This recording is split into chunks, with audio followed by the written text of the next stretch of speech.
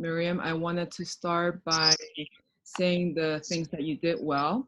So I thought you were doing good attention getters, like saying class, and they were responding yes, yes. It was Mhm. good that you were recapping and discussing about what we did last class. You had a very good presentation with enough visuals to keep students motivated and interested. It was good that at some point in your presentation, they also got up from their chairs and they moved around. Um, Mhm. Clearly have a good rapport with your students. They respond very well to you. You try to speak in their language. So, for example, the voice emphasis that you made, you joked around with them a lot. They Mhm. really feel, I could see and feel that they feel very comfortable around you. And also, I thought you had very good book examples to keep students interested and excited in the lesson. So those are the very good points that you had. The two things that I felt that you could focus on, that you could improve, were one, the reinforcement of rules and procedures. And the second one was addressing behavior issues immediately. Okay, so let's go over some reflective questions that you could have.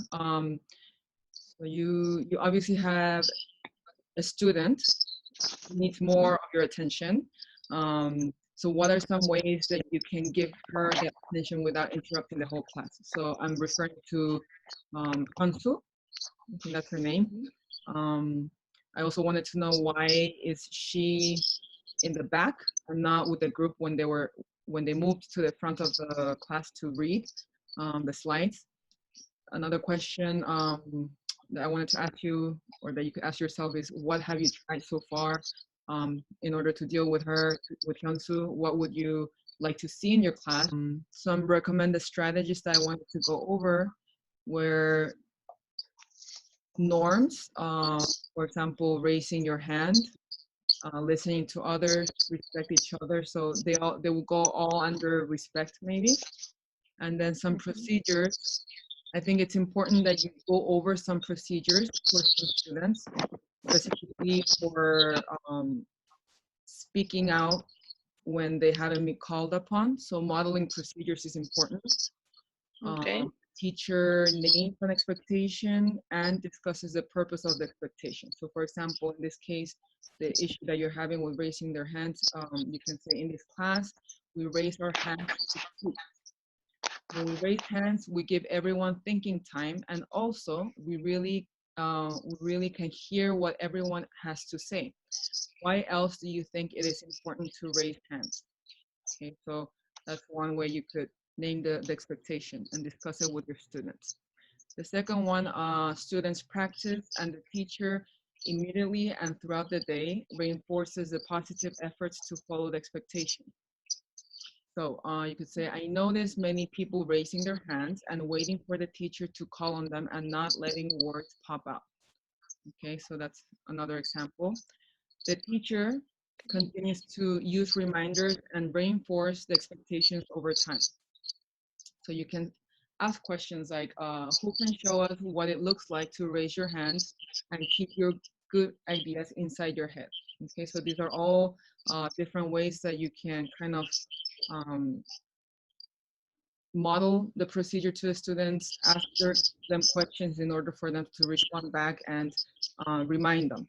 Teach them some cues to let them know when they can actually start doing something instead of saying something and then they just begin whatever time they want. So like when you do the cue, maybe they can start doing it after you do the cue.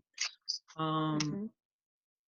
Also maybe practice and go over with them how you expect them to behave when they're sitting on the floor. So I could see, they were kind of, some of them were laying a little bit. So you could go over how you want them to behave in order to sit on the floor with everyone else. For transitions, I thought it's important to have quiet transitions. Um, transitions are meant to be quick and have clear beginnings and endings. So it's important to let them know when they can begin doing the transition and so they can do it quickly and quietly. And then Okay. you use the attention getter class, yes, yes. You could maybe try to include other attention getters to kind of mix some of them so it's not the same one over and over again. Um, so they have a little bit more effect as you vary them. For high expectations, I wanted to point out to because I noticed that eventually at the beginning you were paying attention to Hyunsu, but eventually you kind of started ignoring what she was saying to maybe not ignore the student who who is talking or talking over you and address it immediately. Um, you can use positive reinforcement. So you can use reinforcing, reminding, and redirecting language in a calm and yet firm tone of voice. So um, according to an article I read, our words and tone of voice have a profound effect on children. By turning in to the language we use with children day in and day out, everywhere in school, we can empower our students, helping them to learn new skills and become their best selves. So it's important to talk to them in a positive way. You can also have a hallway conference to remind Hyunsu about classroom norms. So in order to reinforce positive behavior, you must name concrete specific behaviors, use a warm but professional tone, emphasize description over personal approval, find positives to name in all students, and name progress. So those were, some feedback that I'm giving you in order, like I'm recommending strategies for you to use in order to deal with cancer in a good way. So students or subgroup of students benefit from your coaching strategy. Also, from this coaching strategy, all students will get a chance to speak. Lessons and discussions will be more focused. Students know your expectations, therefore less time is wasted and more time for learning. Okay, so I think those are the main things that students could benefit from. So within the timeline of 1 month, maybe the first week you could think about a few rules, norms that you would like to reinforce in your class. Discuss this with your students and go over each norm. Come up with at least 4 procedures that often take place in your class and think about how to make them clear to students. Once these are taught, take some time to model each procedure.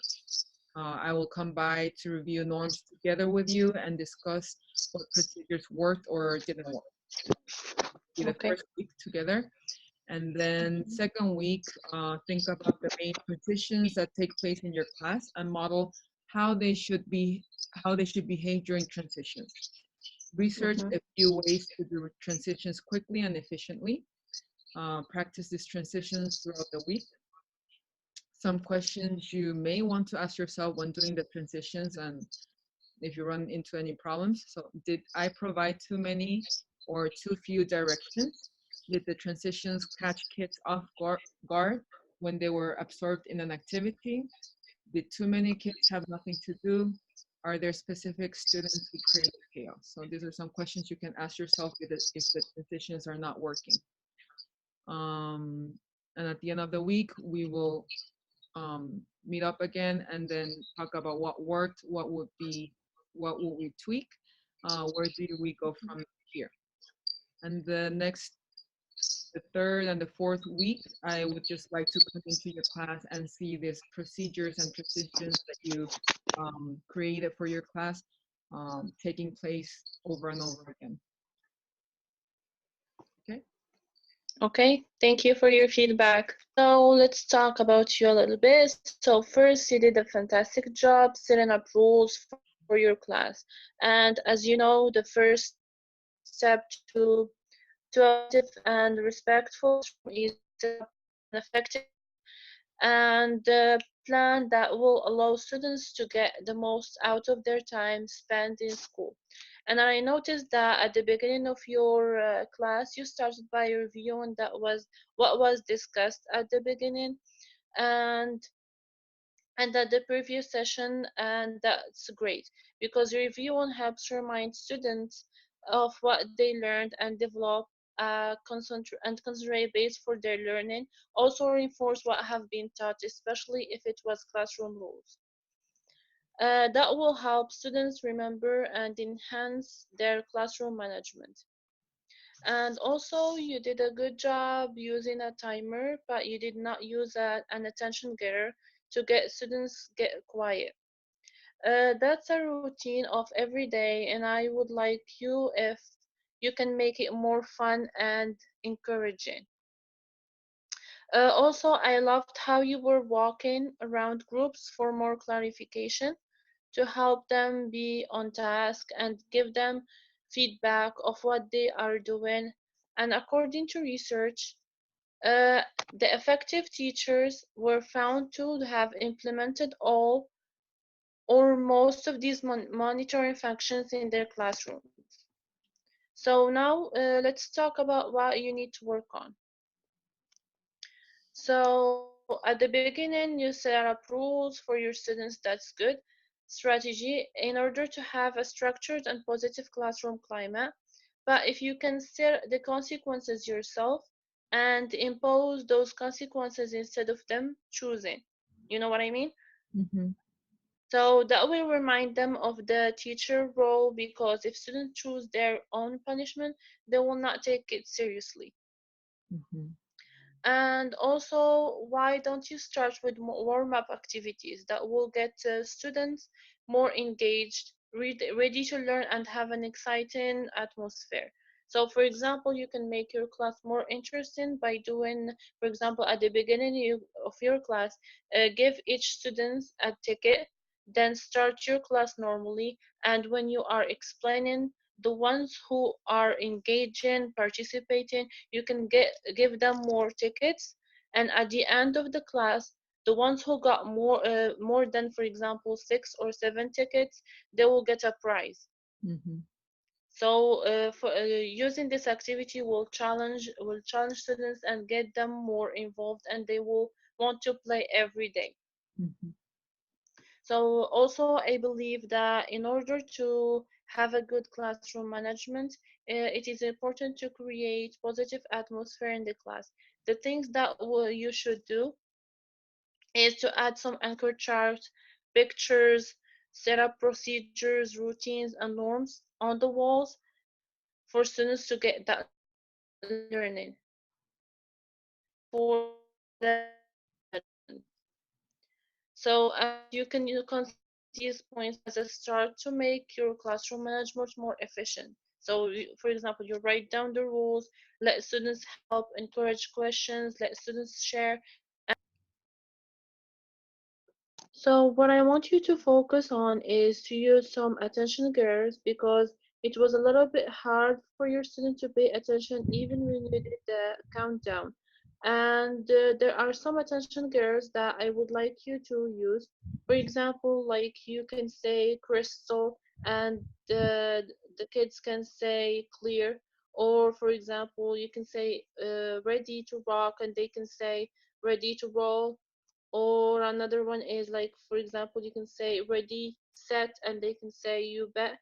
And there is another thing that I personally do is I raise my hand, and I wait for kids to stop talking and raise their hand too, so that they pay attention to me, and it's working for me.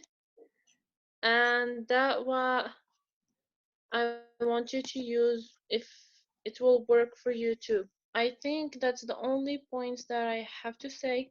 Overall, I loved your observation. I loved observing your class, and